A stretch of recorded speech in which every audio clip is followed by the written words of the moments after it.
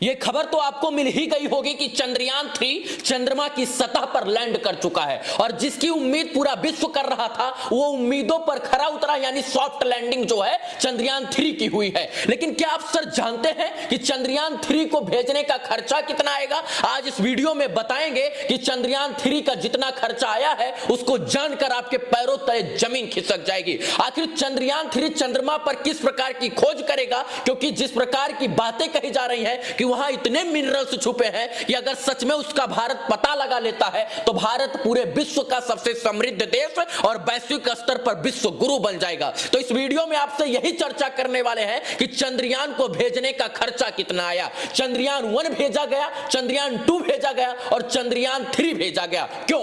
जब चंद्रयान 1 भेजा गया और वो सफलतापूर्वक उसका मिशन सक्सेस रहा तो चंद्रयान 2 को क्यों भेजा गया? और जब चंद्रयान 2 क्रैश हो गया तो चंद्रयान 3 क्यों भेजा गया? दरअसल चंद्रयान 1 को भेजने का टोटल खर्चा था लगभग 386 करोड़ रुपए और ये चंद्रयान 1 को भेजने का बजट था। और चंद्रयान 1 ही ऐसा एक मिशन था जिसने ये अनुमान लगाया था, पता लगाया था कि चंद्रमा पर हो सकता है कि मिनरल्स की मात्रा यानी पानी की मात्रा है। और यही कारण है कि भारत पहला ऐसा मुल्क बना जो इस बात का गवाह बना और उसने दावा किया कि चंद्रमा पर पानी है। इसके बाद तमाम देशों के वैज्ञानिकों को चंद्रमा मिशन भेजने की होड़ लग गई और तमाम देश के बड़े बड़े वैज्ञानिक अपना मिशन चंद्रमा पर इसलिए भेजने लगे क्योंकि भारत ने बताया था कि चंद्रमा पर पानी हो सकता है। इसलिए उसकी खोज के लिए रूस से लेकर रसिया तक, जापान से लेकर अमेरिका और इंग्लैंड तक, चाइना से लेकर जर्मनी तक, सोवियत संघ से लेकर यूरोप तक बड़े बड़े देशों ने चंद्रमा पर पानी खोजने का प्रयास किया,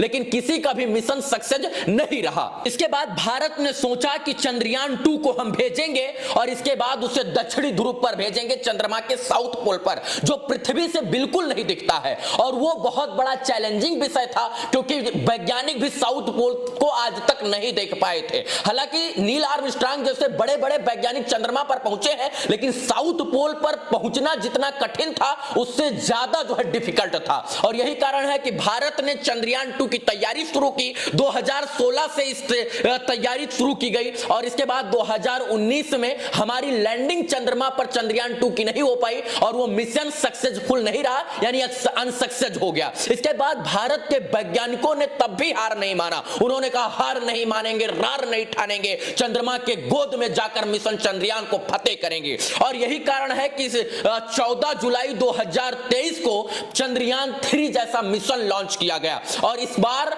चंद्रयान 3 को भेजने का जितना खर्चा आया उसको जानकर सर आपके पैरों तले जमीन खिसक जाएगी।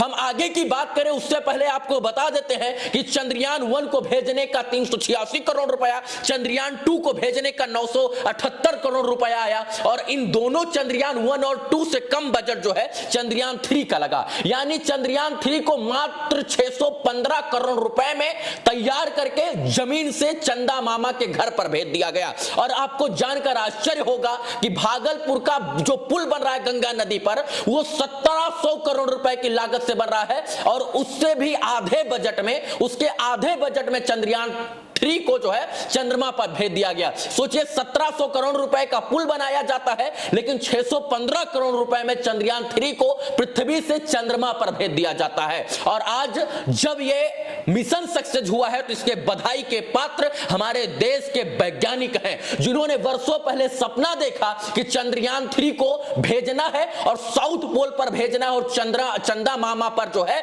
चंद्रयान को भेजकर चंदा फतेह करना है। और आज वो सपना भी साकार हो गया और वो ख्वाब भी पूरा हो गया जिस ख्वाब को बड़े बड़े वैज्ञानिक देखा करते थे। इस परिश्रम और इस संघर्ष और इस कर्तव्य के पीछे, इस जो है सक्सेस के पीछे, जो है सफलता के पीछे उन वैज्ञानिकों का हाथ है जो दिन रात एक करके चंद्रयान जैसे मिशन को सक्सेस करने में लगे थे। ऐसे वैज्ञानिक जो अपने परिवारों से नाता तोड़कर श्रीहरिकोटा में बैठकर चंद्रयान को मिशन को सफल करना चाहते थे, उन वैज्ञानिकों का इसका सीधा सीधा श्रेय जाता है। अब क्या होगा? अब चंद्रयान 3 6:05 पर लैंड हुआ, उसके 3.5 घंटा बाद वहां से जो उसका प्रज्ञान रोवर है वो चंद्रमा की सतह पर जाएगा और 14 दिन तक चंद्रमा की सतह यानी चंद्रमा की पृथ्वी पर 14 दिन तक प्रज्ञान रोवर वो खोज कर मिनरल्स, इसके बाद जो है पत्थर, इसके बाद मिट्टी का आंकड़ा जुटाएगा और आकलन करेगा।